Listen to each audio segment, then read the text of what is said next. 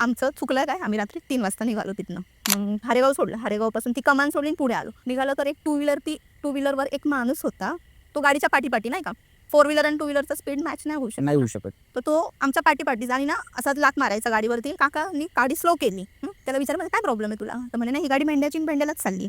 काका म्हणले नाही आम्ही औरंगाबादला चाललोय, ही गाडी भेंड्याची नाही आहे. मग काकांनी फास्ट केली गाडी, पण तो काय करायचा, काकाने किती पण फास्ट गाडी केली ना, तो पुन्हा स्पीड मॅच करायचा, जवळ यायचा, दारावर लाता मारायचा किंवा काकांच्या लेवलला जाऊन काकाशी बोलायचं, म्हणजे गाडी थांबवा, गाडी साईडला घ्या, ही गाडी भेंड्याची. आणि मग काकांनी गाडी थांबवली, पूर्ण बंद नाही केली, इंजिन स्टार्टच ठेवलं. तर मग काकांचं लक्ष मिररमध्ये गेलं. तर मग काकांनी थोडंसं नाही का असं दादांच्या हाताला प्रेस म्हणजे बापू उतरू नको. तर मग दादा म्हणले का, तर मग बघितलं तर लिटरली त्याला डोळेच नव्हते. पूर्ण फक्त नाही का काळे असे खळगे असतात ना तेवढंच होतं, डोळे तर त्याचे दिसतच नव्हते. मग ते काकांच्या लक्षात आलं की बाबा हे काय, हे माणूस वगैरे नाही, हे काहीतरी वेगळं विचित्र दिसत. आणि मग नंतर न पुन्हा काकांचं लक्ष गेलं त्याच्या पायाकडे, त्याला पायच नव्हते. तर आम्ही जसं ब्रिजवर आलो, ब्रिज सोडला, तो पुन्हा दिसलाच नाही. तर मग पुन्हा आम्ही उतरलो खाली. मग आम्ही काका म्हणले की आता नाही दिसत, तो आता उजेडायला आले, आपण एका ठिकाणी थांबू. आम्ही चहा प्यायला थांबलो नव्हते. तर चहा करता करता काकांना म्हणलं म्हणे काय तुम्हाला काय भेंड्याचा माणूस भेटला होता का.